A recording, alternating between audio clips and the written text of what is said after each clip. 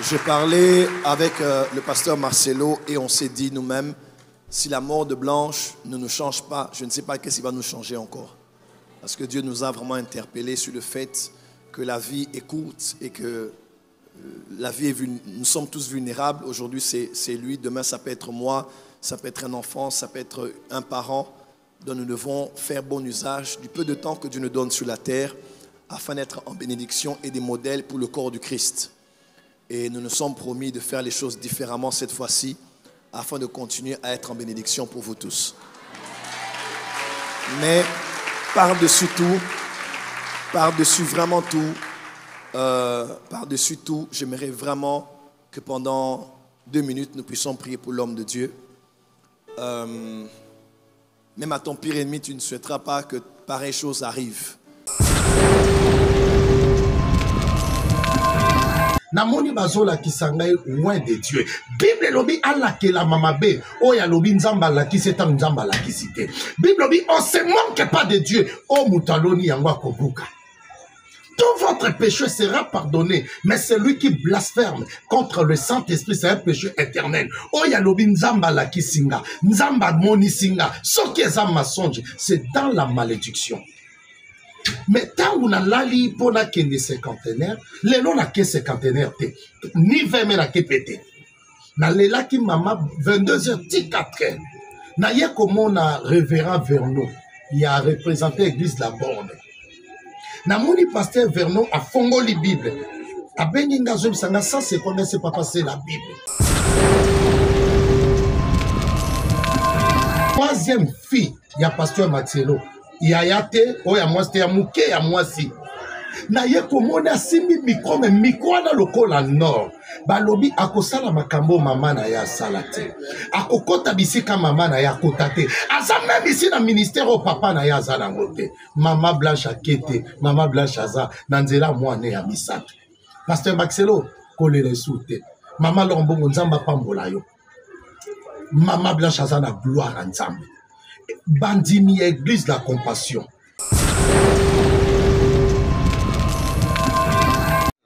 Alina passé message oyo. Omoni bino boyaka na page nanga kofika nga. Nde makambo na lembi.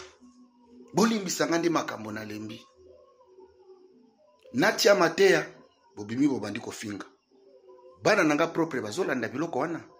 Mwasi nanga azolanda biloko wana. Na kofinga bino batufi na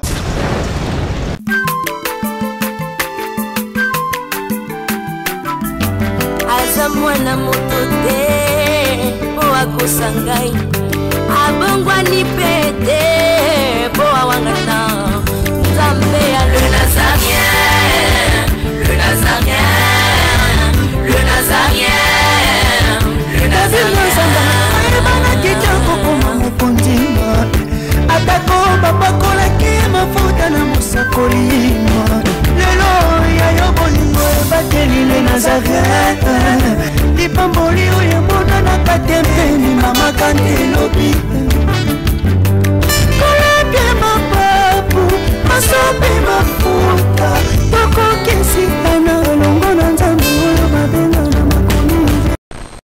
J'ai parlé avec le pasteur Marcelo et on s'est dit nous-mêmes, si la mort de Blanche ne nous change pas, je ne sais pas qu'est-ce qui va nous changer encore. Parce que Dieu nous a vraiment interpellés sur le fait que la vie est courte et que la vie nous sommes tous vulnérables. Aujourd'hui, c'est lui. Demain, ça peut être moi. Ça peut être un enfant. Ça peut être un parent. Donc, nous devons faire bon usage du peu de temps que Dieu nous donne sur la terre afin d'être en bénédiction et des modèles pour le corps du Christ. Et nous nous sommes promis de faire les choses différemment cette fois-ci afin de continuer à être en bénédiction pour vous tous. Mais par-dessus tout, par-dessus vraiment tout, par-dessus tout, j'aimerais vraiment que pendant 2 minutes, nous puissions prier pour l'homme de Dieu. Même à ton pire ennemi, tu ne souhaiteras pas que pareille chose arrive. Parce que ce n'est pas du tout facile. Je connais le couple, je connais comment la femme était investie dans le couple et l'éducation des enfants. Peut-être que vous étiez ici en Europe, vous n'avez pas palpé du doigt ce qui s'est passé à Kinshasa. Mais en tout cas, je veux vraiment qu'à partir d'aujourd'hui, puisque nous sommes là pour prier, que cet esprit de prière ne vous laisse pas. Priez pour l'homme de Dieu, priez pour ses enfants, priez pour la communauté des églises qu'il dirige, qu'après son temps de deuil, qu'il revienne plus fort, que Dieu l'élève encore davantage et l'utilise puissamment pour bénir non seulement la francophonie, mais le corps du Christ tout entier. Que Dieu fasse ce que nous ne pouvons pas faire, que Dieu aille là où nous ne pouvons aller, que Dieu lui donne de l'énergie et que Dieu confonde ses ennemis et ses adversaires. Et comme Dieu avait dit en tout cas, la mort de cette femme est une offrande. C'est vraiment une sémence qui tombe à terre pour libérer. C'est comme le vase d'albâtre qui est brisé, mais pour libérer un parfum de l'atmosphère. Le parfum du réveil, le parfum de l'unité, le parfum du pardon, le parfum de l'amour, le parfum de la tolérance, le parfum de la patience envers l'autre et le parfum de l'attente de la venue glorieuse de notre Seigneur Jésus-Christ. Car nous savons qu'il y a de l'espérance pour tous ceux qui meurent, parce qu'après cette vie-là, il y a une autre vie qui nous attend. Je veux qu'on se lève pendant 1 minute, s'il vous plaît. Nous allons nous lever. Nous allons prier pour le pasteur Marcelo Tounassi, prier pour ses enfants, prier pour la communauté qu'il dirige. Et ce que tu veux que l'on fasse pour toi, fais-le aussi pour les autres. Amen, amen. Je tenais vraiment, j'avais à cœur qu'on le fasse dans notre veillée ici. Nous sommes la MAPRE. Il a plusieurs fois prêché à la MAPRE les années passées. Le jour même de l'inauguration qui a été cité ici par le pasteur Tania, il était là avec Maman Blanche, ils étaient là à l'hôtel Pullman. Donc il a toujours été là, même au début, la réunion des partenaires, réunion du Saint-Esprit, nuit du Saint-Esprit. Il a vraiment, l'école des prophètes, il a vraiment été là avec nous depuis le départ. Nous allons prier, il a vraiment besoin de nos prières. Et je le dis avec toute la solennité et le sérieux possible. Est-ce qu'on peut juste 2 minutes élever nos voix et prier pour l'homme de Dieu, prier pour sa famille, prier pour ses enfants, prier pour la belle famille qui est aussi très peinée d'avoir perdu leur fille, prier pour la communauté des églises Compassion, Créfem, que Dieu étende sa main, que Dieu visite son serviteur, que Dieu fortifie son serviteur. Alléluia, alléluia. Seigneur Dieu de Tout-Puissant, Dieu d'Israël, nous prions Seigneur alors que nous sommes assemblés pour cette nuit de réveil, cette nuit de prière. Nous créons ces quelques minutes pour prier pour la saison. Durant cette saison, nous ne pouvons pas laisser passer inaperçu ce que tu fais en cette saison. Tu as repris notre sœur, tu as repris ta servante et tu nous as dit que c'est un signe pour l'Église, c'est un signe pour le corps du Christ. C'est une semence qui tombe à terre et qui reste seule afin de pouvoir porter beaucoup de fruits.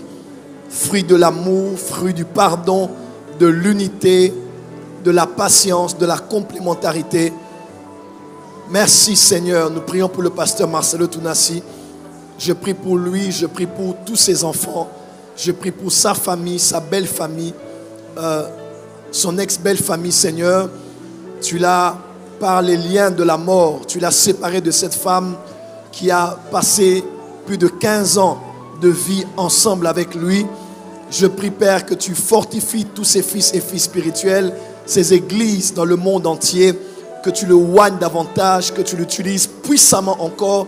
Remplis-le, révèle-le de ta puissance et fais avec lui des choses inouïes que l'on ne peut imaginer. Seigneur, merci de nous écouter et de nous exaucer pour lui. Fais-le pour la seule et unique gloire de ton nom. En même temps, nous allons battre les mains et prier pour le réveil dans la francophonie. Un réveil de l'amour, un réveil de l'unité, un réveil de la complémentarité. Que les divisions cessent, que les compétitions cessent, que les animosités cessent, que les luttes charnelles cessent, que Jésus prenne sa place, que Jésus règne parmi nous, que le Saint-Esprit soit Seigneur, que Jésus soit glorifié parmi nous. Nous sommes un seul corps. Nous sommes un seul corps. Nous sommes un seul corps. Et nous prions, Seigneur, pour la francophonie. Nous prions, Seigneur, dans cette nuit de l'esprit, dans cette nuit de la prophétie, afin que tu remplisses nos cœurs de ton amour, de ton pardon, de ta grâce, une grâce spéciale de te ressembler, toi, Jésus. Merci pour l'unité, merci pour la complémentarité, merci pour la solidarité, merci pour l'évangélisation, merci pour la mission, merci pour l'entraide, merci pour le relèvement, merci pour la restauration. Que l'honneur et la gloire te reviennent à toi et toi seul, au nom de Jésus. Amen. Veuillez vous asseoir, on acclame pour le Seigneur. Nabeti tellement milolo parce que je suis dans la joie. Naoyo ke sengolelo, nayo ke sengolobi, pe nayo ke sengolobo kuna na liwa ya servante Nzambe Blanche Tounas. Mama Blanche Tounas. Vous savez, lobi tozaki n'avait mon Dieu naza malade, mais na kokai ko supporter na la nandaku, pasteur Maxilo la yemoko na stade, Tata Raphaël te. Je suis nabima ki nandaku nangai 22h30, na se diriger na stade. Ti 4h, mais tant na koti na stade na yokaki mawa moko impossible. J'ai commencé à pleurer. Ce qui biso mikolo to kufela ba mama ti lelo tolelaka. Ba papa ti lelo tolelaka. Obongo bano anikie. Ça m'avait fait très mal. Mais tant on a moni servante Nzambe mama Lombongo. Tant azo yemba zo bina, passe yenga na bandini susu kolela. Na kata kolela wana na yoki esengoye na telemi j'ai commencé à danser. Na longwe stade Tata Raphaël na 4h na zonge pananga na bina la lo plus tard 7h na sukola na kende cinquantenaire na pongi muke na lalaki na moni bazola kisangai loin de Dieu. Bible lobi ala ke la mamabe oya lobi nzamba la kiseta nzamba la kisite. Bible lobi on se manque pas de Dieu o mutaloni yangwa kobuka. Tout votre péché sera pardonné, mais celui qui blasphème contre le Saint-Esprit, c'est un péché éternel. Oya lobi nzamba la kisinga, nzamba moni singa, ce qui est un mensonge, c'est dans la malédiction. Mais tant on a lali pour la kende cinquantenaire, les non la ke cinquantenaire te, ni 20 mais la ke pété. Na lela ki mama 22h ti 4h. Na ye comment na révérend Vernon, il a représenté l'église de la Borne. Na moni pasteur Vernon a fongoli Bible. A beninga zo bisanga ça c'est quoi mais c'est pas passer la Bible. Na ye comment na pembe na ye musée Alexandre Haïdi na bala. Oh ba fongoli Bible oh ya simbible oh ya simbible. Babi bazola tsanga skonde direct aux na 20 mais babi mais blanche a koufité. Regardez, na moni maman Blanche Nicolas Bible, papa musée Alexandre Haïdi na bala, na papa Vernon ba tomboli. Maman Blanche a mati le kola pigeon.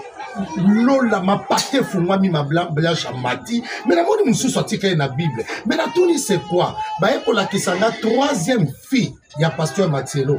Il y a yate, oh ya moi c'était ya mouké ya moi si. Na ye komona simbi micro mais micro na lokola nord. Ba lobi akosala makambo mama na ya salate.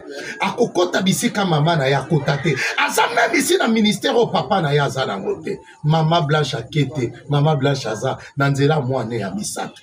Pasteur Maxelo kolele soute. Mama Lombongo nzamba pambola yo. Mama Blanche aza na gloire nzambe. Bandimi église de la compassion. Tokanga matoi. Toyo kesubi yoka yokate. Yeba bisika nzamba tomoli. Satan a lukaka kitisa. Bon répondre batu na réseaux sociaux te. Surtout ba avocat. Oyebi suivant ba avocat la biso pe basala makambo biso otindi bangote. Ce mutafingi to funda. Pasteur Maxelo atikel tellement na pasi. Mais ça pasi ya lipate. Et ça pasi ya séparation ya nzoto. Mais ça c'est parce que maman Blanche a la gloire. Bon funda mutute na justice. Église et compassion bon répondre pe mutute na ba réseaux sociaux. Bon ben taper sous l'isonga ngote. Nga la moni papa Vernon, na papa Moussa Idi na bala, ba boaki mama Blanche Nikolo, ma pate fungwami yambi yake. Mais moi non moi satikali, akosa makam koleka mamo langi. Akosa makam même ici koleka ba servante Nzambe belé. Mama Blanche Moussa satikali na biso. Lokumweso ngana Nzambe, alléluia. Quel est cet homme de Jésus, alléluia. Oh, alléluia, alléluia, alléluia, oh, alléluia. Oui, Jésus est mon sauveur, alléluia. Maman Blanche a la gloire à Nzambe. Personnellement, l'on a encore quitté parce que j'avais mal à l'estomac. Là, quand il passe, mais la minute, soyo, na lié, na bini, parce que servante, il a zanatola. Bisonne totika na passe. Pasteur Maxelo, le Seigneur est avec vous. Bina, lia. Nzambo apesa biso mama, azuye na gloire na ye. Mais yeba mwana amisa toza, kole quand même. Bongo la makambo. La Bible dit, Bible lobby. Priez sans cesse. Obondela tango nyonso.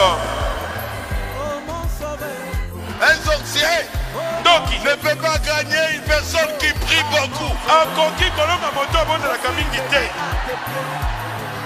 Même dans votre maison, Ata na ndako na bino. les sorciers jouent quand vous ne priez pas beaucoup. Bandoki bazali kosakana mpo bobondelaka mingi te. Bongola makambo. La Bible dit, Bible lobby. priez sans cesse. Obondela tango nyonso. Un sorcier Doki ne peut pas gagner une personne qui prie beaucoup. akoki koloma moto obondelaka mingi te. Même dans votre maison, Ata na ndako na bino. les sorciers jouent quand vous ne priez pas beaucoup. Bandoki bazali kosakana mpo bobondelaka mingi te. Quand vous commencez à beaucoup prier, Tango obandi kobondela mingi. les sorciers chercheront à fuir. Bandoki bakobanda koluka bisika kokimela.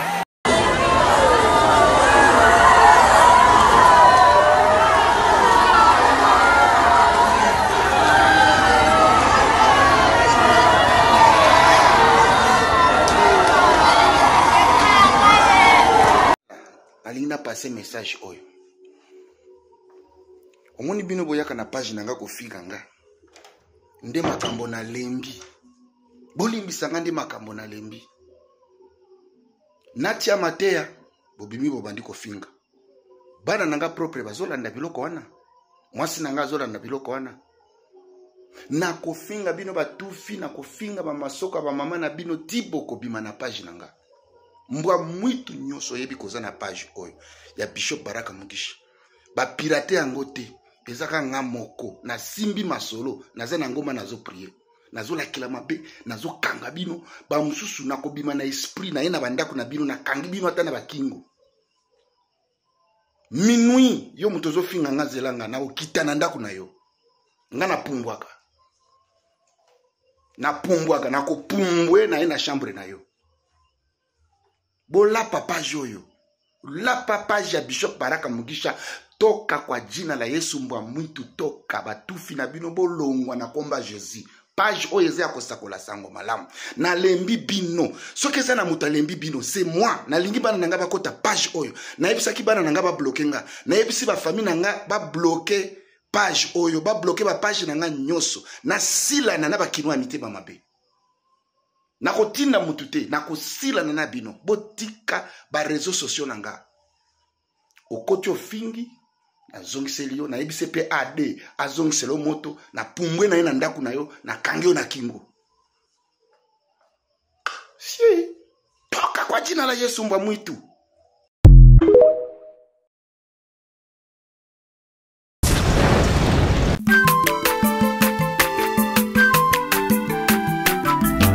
Aza mwana moto te po akosangai abongwani pete po awangata Nzambe ya le Nazarien, le Nazarien, le Nazarien, le Nazarien. Ebana kitoko koma mokondima atako bapakolaki mafuta na mosakolima lelo ya yo bolingo ebateli le Nazarien lipamboli oyo emonanaka te mpeni mama kandi elobi koleke mapapu masopi mafuta